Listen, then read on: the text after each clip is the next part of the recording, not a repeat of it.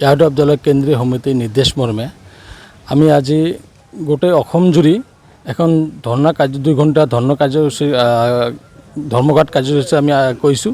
তো গতিকে আমিও নিশ্চয় আমি কোকৰাঝাৰ জিলা হিচাপে আমিও 2 ঘণ্টা ধৰ্মঘাট কাৰ্যসূচী সম্পূৰ্ণ কৰিলোঁ। লগতে আমাৰ চাইকেল মেডামৰ জৰিয়তে ভাৰতৰ ৰাষ্ট্ৰপতি ডাঙৰীয়ানীক আমি এখন স্মাৰক পত্ৰ দাখিল কৰিছোঁ।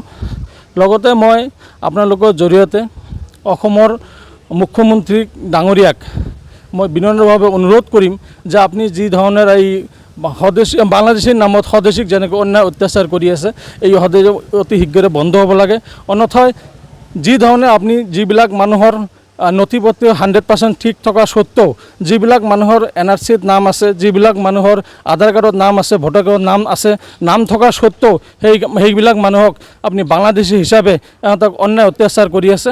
তো গতিকে আমি সহ্য নকৰোঁ। তো গতিকে আপোনাক সকীয়াই দিব বিচাৰিছোঁ, যদি আগন্তুক দিনত এই প্ৰক্ৰিয়া যদি বন্ধ নকৰে তেনে আগন্তুক দিনত আমি আপোনাক ইয়াতকৈ তীব্ৰ আন্দোলন কৰাৰ কাৰণে বাধ্য হ'ম। প্ৰয়োজনত আমি ৰাজপথ বন্ধ কৰাৰ কাৰণে বাধ্য হ'ম। তো গতিকে আপোনাক অনুৰোধ কৰিছোঁ অতি শীঘ্ৰে এই প্ৰক্ৰিয়াটো বন্ধ হ'ব লাগে।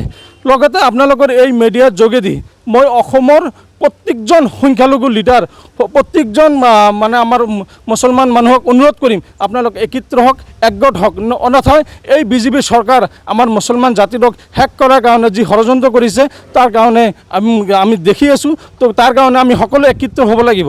লগতে আপোনাক আৰু এটা কথা ক'ব বিচাৰিছোঁ যে যিহওক আজি ইলেকশ্যন অহাৰ লগে লগে বিভিন্ন দল সংগঠনে বহুত ৰাজনৈতিক দলে কিন্তু মানে এতিয়া মানে কৈ থাকে যে মানে আপোনালোকৰ অভিভাৱক হিচাপে থিয় হয়, সংখ্যালঘু অভিভাৱক হিচাপে থিয় হয়, কিন্তু যেতিয়া ভোটটো পাৰ হৈ যায় তেতিয়া কিন্তু আমাৰ হৈ কোনো মাত নিদিয়ে। আজি মুছলমান মানুহৰ বিপদৰ সময় কোনো এখন ৰাজনৈতিক দলৰ কিন্তু এটা মাত দিয়া নাই, না কংগ্ৰেছ কওক, না EPPL কওক, না BPF কওক, না আন কোনো দল কওক, কোনো ধৰণৰ মানুহ, কোনো ধৰণৰ লিডাৰে কিন্তু আমাৰ এই সংখ্যালঘু মাত দিয়া নাই। তো গতিকে মই সংখ্যালঘু মানুহক অনুৰোধ কৰিম আগন্তুক দিনত আপোনালোকে ইয়াৰ প্ৰত্যুত্তৰ দিব।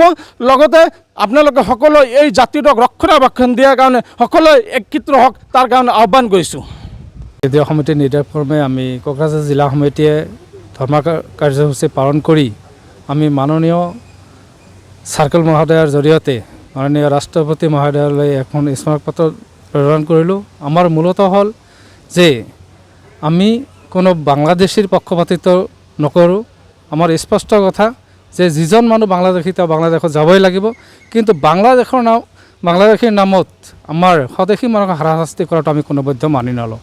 আৰু ইয়াৰ কাৰণে আমি আপোনালোকে জানেই কিমান দিনৰ পৰা যুঁজ দি আছোঁ, আৰু যিমান দিন আমাৰ দল আছে সিমান দিনলৈ আমি এই স্বদেশী মানুহৰ ওপৰত যি অত্যাচাৰ, যি অন্যায়ভাৱে আমাৰ চৰকাৰখনে দিনৰ পিছত দিন বিভিন্ন সময়ত ৰাজনৈতিক মুনাফাৰ কাৰণে বা কোনো এটা জনগোষ্ঠীক সান্ত্বনা দিয়াৰ কাৰণে যি ধৰণৰ এক পৰিকল্পনা কৰিছে, এই পৰিকল্পনাক আমি কোনোপধ্যে সফল হ'বলৈ নিদিওঁ। মোৰ লখিমী কেইজনীয়ে ইমান বেছিকৈ গাখীৰ দিয়ে, মনটো একেবাৰে ভাল লাগি যায়। বিয়মৰ দানা খোৱাৰ পৰা মই বেছিকৈ লাভৱান হৈছোঁ। আপোনালোকৰ বিয়মৰ দানা খুৱাওক আৰু এইটো বেছিকৈ লাভ কৰক।